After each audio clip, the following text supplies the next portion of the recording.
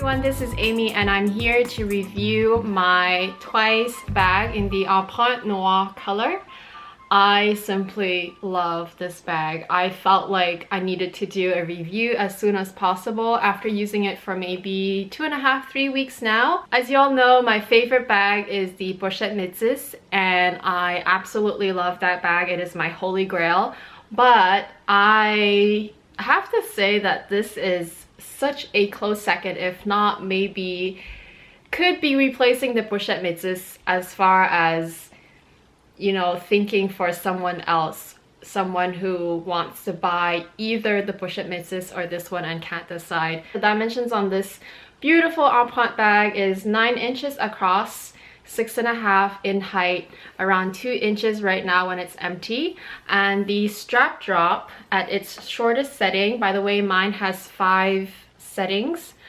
So the shortest setting is 20 inches and the longest setting is 22 inches. So as you can see, the embossing is very beautiful. The flap is just the regular sort of grain leather, but then the rest of the body is of the embossed LV. One thing that you really want to watch when you pick your bag is whether all the lines are relatively straight and whether the logos, the imprints, embossed imprints are, you know, straight, if they cut it straight. So you'll notice that here on the corner it kind of like dips a little bit. I still consider this straight because the reason they have to do that is because there's a small pleat here in the corner. So that's the compartment on the back that is slightly larger, so it does accommodate a little bit more. So here it's still considered straight in my eyes. The seams here looks like they are like tight and popping, but they're not. That's just how it is. Obviously you don't want to force it open too much, you know, you don't want to stretch out the seams here that are inside. Obviously that's one thing to watch out for, the glazing on the strap. So I don't foresee anything happening, but obviously I wouldn't know until I use it way long enough. And it is sewn to the front compartment like so. So with the compartment here in the middle, can you see the stitch here? Right here, that little dot. So this is a stitching that's basically holding the two bags together. And you don't want to stretch out this too much because you don't, first of all, you don't want the leather to start, you know, ripping from this seam here, from this stitch here. And that is the reason why I don't recommend putting things that are too bulky in here. So anything that is slim, no problem. But I do find that the button closure is a little bit hard to open and close. So open is easier, closing for me, I have a little bit of trouble, but I'm sure that's just probably me. And then you kind of have to find where it is easier to open, because if I just kept on trying to do this, I don't want to rip the leather out. So I kind of figured that one of the side of the button is actually a little bit easier. So on my bag, it's actually from going inside here. Once you just do that, it opens really easily. So you just have to figure out for your own bag which way is easiest, which side of the button. Obviously it has the LV embossed on the hardware here. The inside is such a great luxurious microfiber lining throughout. I love microfiber lining. If I can continue to buy bags from LV, it would probably, most of them have all microfiber lining, and that's because I tend to not carry cases for the things that I put in my bags, just because I use them often. So my sunglasses, I use them often. My camera, I use it often. So I don't want to take it out of a case. That kind of just defeats the purpose of practicality for me.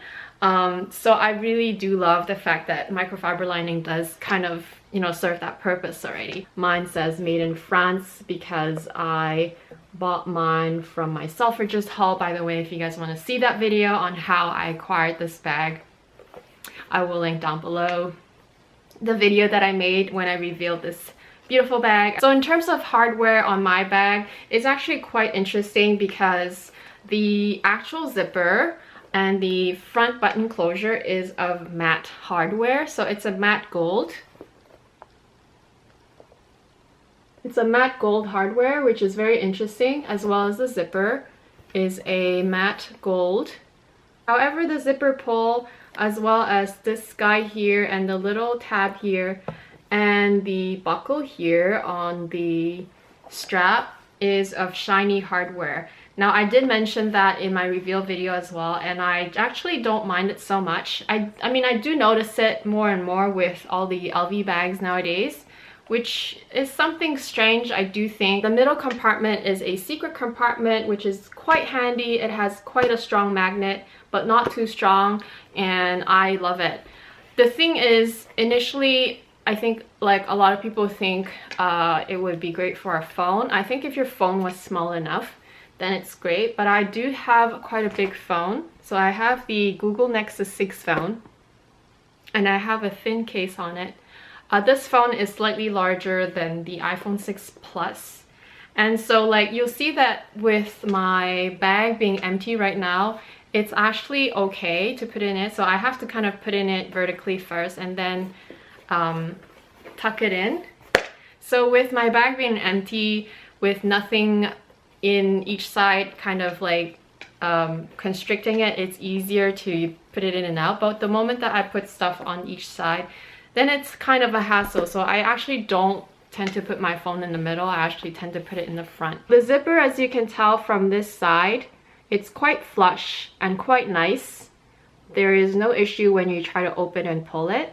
However, on the other side, actually it looks fine if it's not closed, but if I did close it up, you will see that on the other side, the zipper fabric is actually coming out, and I've already seen some fraying of the edges of the fabric of the zipper. So that's one thing that I was surprised to see. See, you can tell here. So I don't think it's a defect, you know, just the fact that the zipper fabric is sort of fraying out like this. I think they could have done a better job at sewing it. Like they could have tucked this fabric in a little bit more when they sewed it. So that's one thing about the craftsmanship nowadays that I feel like that's something that they kind of overlooked when they made this bag. So it doesn't bother me enough to bring it in to tell them to redo the zipper, because that's probably, I don't know, sometimes I worry about bringing in things and then, you know, then damaging the bags further. So unless it was a more sort of serious issue, then I will bring it in. But I just did want to mention that there is very little glazing that you need to worry about, which compared to the pochette mixes, that's a major thing to worry about and a major thing to watch out about. With this bag, all the seams on all the sides of the little pockets here, as well as the front flap here, is all tucked inside. Therefore, it's not going to be there's not going to be any glazing issues if that's what you're worried about, as well as here. The only glazing would be on the strap, and I have read on forums that there was some issues with the glazing on pant leather pieces in the past, but I think, and I'm hoping that they have fixed that in the newer pieces. For the price difference, I think it's around $300 Canadian between the canvas and this one. That's the reason why I chose the leather version to begin with, and I'm saying that because I love this bag so much that I might consider buying it in a monogram canvas one day. The other thing that I really appreciate about this bag is how thin it is, but it can expand quite well and fit quite a bit of things. So I'm gonna show you the way that I like to normally pack this bag on a daily basis, and then I'll show you another way where I think I would be able to pack when I'm traveling. So I always need my camera. This is my husband's camera, but it's similar dimension, and I would probably put it here on the outside because I want to reach it easily. I like my sunglasses, so I will put that right in there. In fact, I will put the sunglasses right here, and then maybe the camera in the middle. And then here, I can either put my zippy Mid-Scout, which is basically my downsizing wallet, right in there. So that's how I would pack the back compartment. In the front, I would put my phone, like so. And I will put my clay with all my house keys, my Coach clay with my car keys, like this. And I will pack a lip balm on top or on the side, doesn't matter how you want to pack it, and close this up. In the middle compartment, it's great for if you want to put a bus pass or like a credit card that you use often, anything that is thin, or like any business cards that you get, or a passport. So I'll just show you that it's easy. If I wanted to, I can have my coin purse. I will probably put that in the front. I can probably put it in the back too. But I don't want to put so many things that my phone becomes so hard to reach, if that makes sense.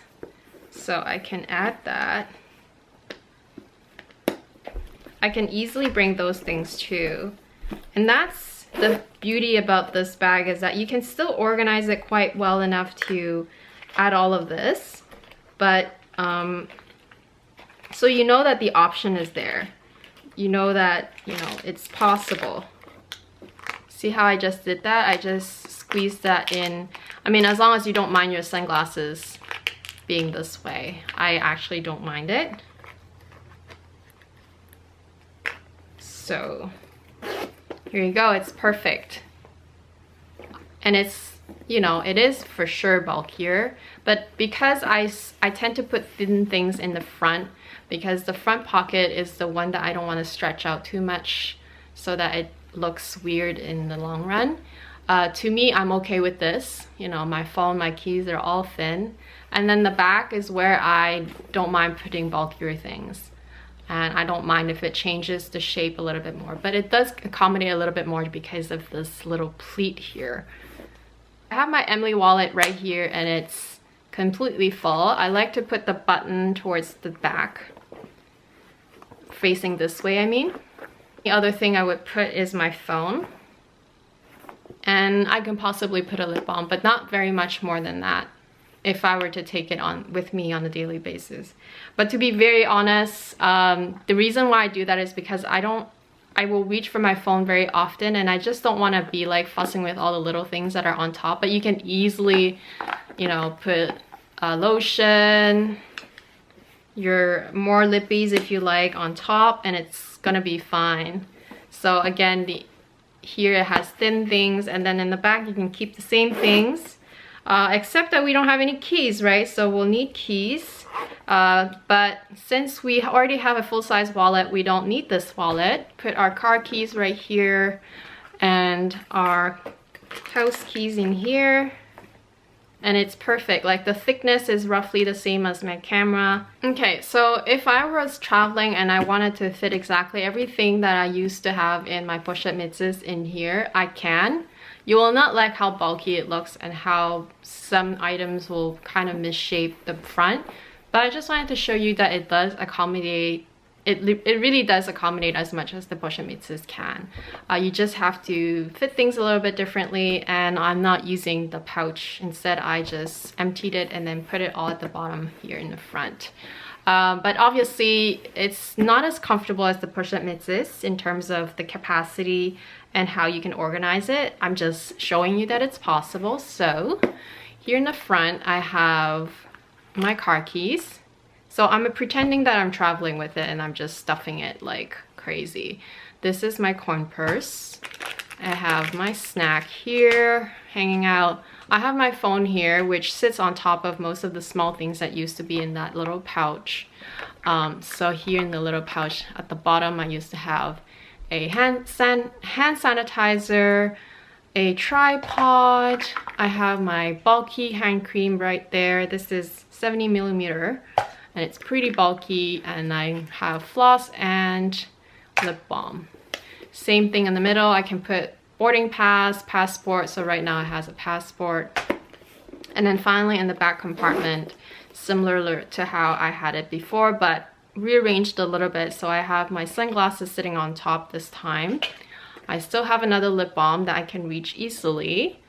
And then here in the side, I have my small wallet. I won't be able to fit my Emily wallet and all this stuff, obviously, so I'm using the smaller wallet.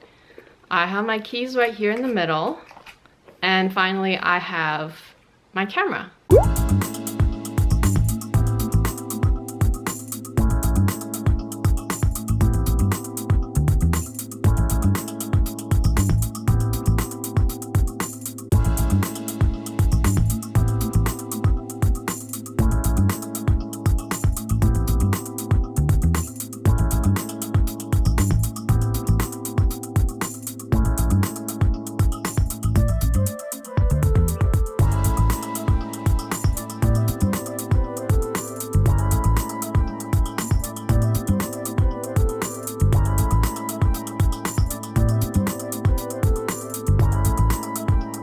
So as you can see, this is such an amazing bag. I love it to bits, and it's such a great bag for when you just don't want to think about it in terms of weather, and it matches with everything that I wear. I feel like this bag is casual enough for my dress code and also still fancy enough to be a little bit dressy.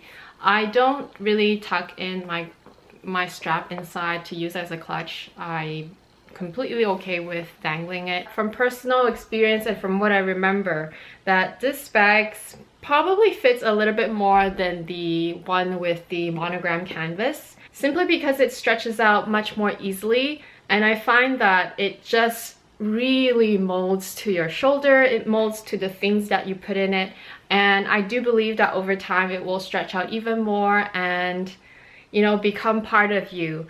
I know that some people have maybe a fear or nervousness about, you know, leather being not as hard wearing as the canvas version. I personally don't mind it because I think leather is one of those material that, you know, it kind of grows with you, if that makes sense. It ages with time, and it ages with how you use it and how you treat it and where you live as well. And I find that beautiful. It's a beautiful thing, and I do not mind if one day, you know, if it starts to have a little bit of those, you know, wear and tear on the leather on the corners, or if it just, like, you know, the shape of the leather expanding to the things that I put in it. I really don't mind that, because at the end of the day, you have to be able to use your bag, and it has to serve the purpose that makes you happy when you use it. And to me, the fact that it becomes that way is not a problem with me, because if I love that bag so much, which I do, and I tend to like smaller bags, I will keep it for as long as I can. Stay tuned for more videos regarding this bag, especially because I have a few requests to compare it with my Bushlet Mitzis as well as my Alma BB, so I will try to do that ASAP. That's it for this review. Thank you so much for watching. I'm Amy. Don't forget to like and subscribe to my channel if you've enjoyed this video, and I will talk to you again very soon. Bye! Love your Q&A. What are your thoughts on the Bonneuf MM? And the style code is M41752 in Empreinte leather.